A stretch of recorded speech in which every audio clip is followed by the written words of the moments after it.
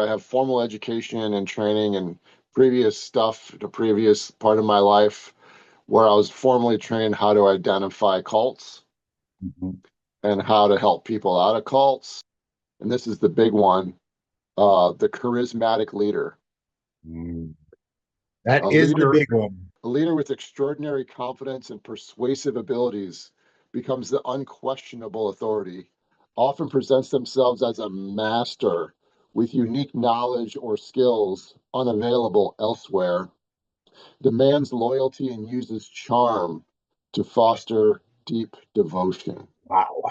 Yeah. I mean, isn't every martial arts organization then a cult?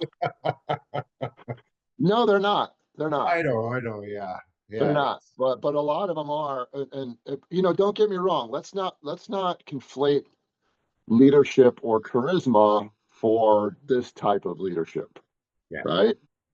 I It's think not that, the cult. If you're charismatic, it doesn't make you a cult leader, yeah. Yeah. right? Or if you have leadership abilities or you're a natural born leader, that doesn't make you a cult leader, Yeah. right? I think the Um, big one there was unquestionable. yes.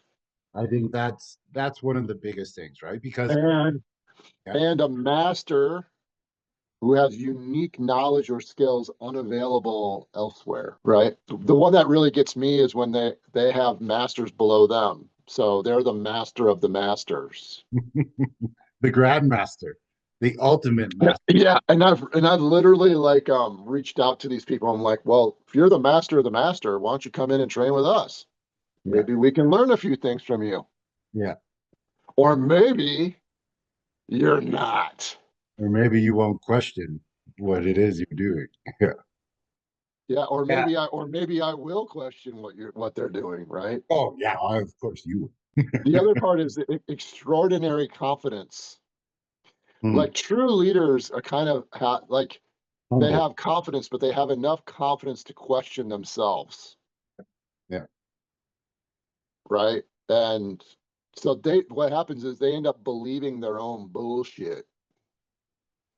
Yeah. Well, I mean, when you're surrounding yourself by yes men, it's hard not to, I would find, right? And I've been very fortunate. Like all of my instructors, sensei, sifus, professors, whatever you want to call them, all of them have been fantastic gentlemen. The majority of them are very charismatic. The majority of them are really good leaders and they lead by actions and they lead by example. All of them were very humble, right? And they Yeah. were skilled, like super skilled martial artists who could kick some ass for sure, right? But I would always say they were always willing to answer my questions, and I probably annoyed the shit out of them because of how many questions I asked during my first 20 years. Right. And I was like, respectfully, I don't get why you do this. And they're like, we're just learning to do like a jump spinning 720 kick, Kevin. Like, chill the fuck out. And I'm like, yeah, but how would you use this in like a self-defense situation? They're like, you wouldn't. I was like, okay, thanks. Right. Because then I could separate it in my mind. But I mean, Because you're as in thinking critically. well, yeah, I'm thinking, how can I use this, right? And that was maybe my difference, and that's why all of my instructors allowed me to kind of go on my own path. They're like, we can't tame Kevin, so we're just gonna let us do his own thing. He's very respectful, right? We like him. He's a good dude. Like, he comes in, he works hard. So I was leading by that example, but I was consistently that what if student. Well, what if they did this, and what if they did this, and Yeah. what if this, and what if this, and so it was good, but then you become an instructor and you have not And as then much you hate the confidence. and then you hate the what if student. It was like, I really, and I'm sure there's lots of instructors if they're watching who know exactly what I'm talking about here. It's like, Yeah. just wait, you'll figure it out.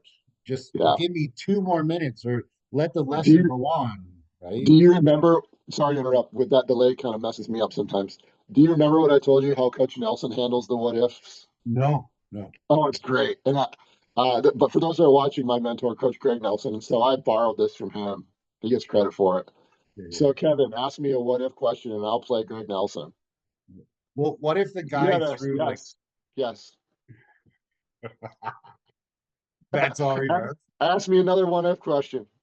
Okay, but and then he goes to throw the punch like Yes, this, and yes. What Yes. if he? Yes. But what if he? Yeah. Yeah. A per, per, Yeah. Yes. oh, that's so And awesome. then I'm not quite as nice. I'll do that and I'll be like, the what if people like you get, we call it the douchebaggery, right? Yeah, yeah, yeah. And the people Oh at home are man. going, people at home are going, but I'm the what if guy. You call me a douchebag. I'm like, well, kind of. But there's a time and a place for the what ifs. The what ifs are important because that's valuable critical thinking. Yeah. So what I'll say is, how about this? First of all, 85% of questions are comments in disguise, and you're trying to play assistant instructor, and you're not. Am I right? Oh my And God. That's so good. I'm stealing that. I am yeah, so stealing yeah. that. And I'll go, so I'll tell you what, how about this? We'll set a little time aside and I'll answer all your questions and we'll walk through it in detail so you're getting what you need. But we can't be disruptive to the rest of the class. And also it's important for you to just explore right now and the answers will come, just like Kevin said, right? So the next part for me is like Sorry, real quick go on that. ahead, go ahead, go ahead. I love that that's like how you just shut them down. Like Yeah, 85% of the time, you're just fulfilling your ego right now. And yeah. 15% of the time, I'm gonna help you out. Because I usually just go, you know what? That's a great question to ask at the end of Well, that you know how we do it. Like at IDS, we do debriefs at the end, class. Yeah, and so that's a good time for us to go through those for questions and sure. debriefs and walkthroughs. Yeah. Yeah. So the next thing, like it's not that this is the next piece, but just reviewing that the characteristics that I just talked about under the charismatic leader demands loyalty, Mm. right? So and everyone likes loyalty. Like I'm loyal to my instructors, right? I'm loyal, but not to a fault. And while I like that my students and my affiliates are and instructor candidates are loyal to me, I don't demand loyalty. And also just because I don't like being stabbed in the back doesn't mean that I'm demanding loyalty. Then so this can get spun another way too, right? Like you just stole my stuff and branded it as your own. You're like, well, you're demanding loyalty. I'm like, no, I'm demanding integrity.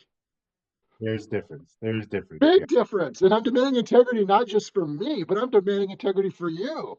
And not only is it important that you're giving me credit for what I do, I need to give credit for other people that they're due, but you need to give everyone else credit too. Well, and I'm it, demanding integrity for yeah, this as a whole, for it's humanity. it's it's intellectual property theft is what it is, right? And people Yeah. don't look at it that way, but it's okay. So this is I'm so glad we're talking about this because this is a tough one, right? I would say at first it's like when they demand loyalty, how do I say this without pissing everybody off? Okay. I have joined gyms where if you train at said gym, you can't train somewhere else. And it's literally written in the contract. That's in the contract that you can't train somewhere else. Yeah, And that's your first red flag.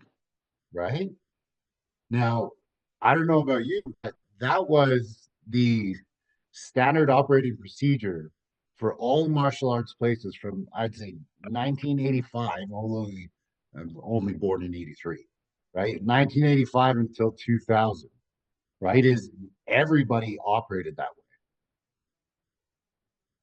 Let me give you here's an example. Well, I have many examples along those lines, but I'll give an audience one. Like I was an instructor for a well-known Krav Maga organization, way?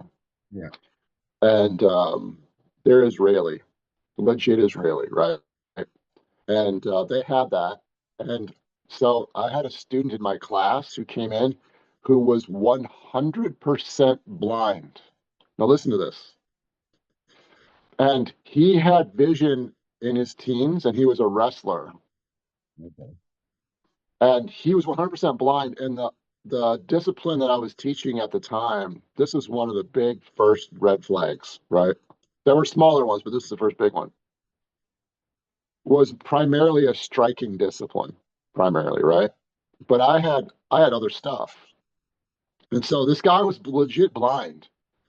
And I'm like, well, I'm going to teach you some Greco wrestling for self-defense because if you can go hands-on, you can apply your wrestling to defend yourself. I got pulled aside and reprimanded and suspended from teaching for 2 weeks because I didn't teach Krav Maga. I taught wrestling.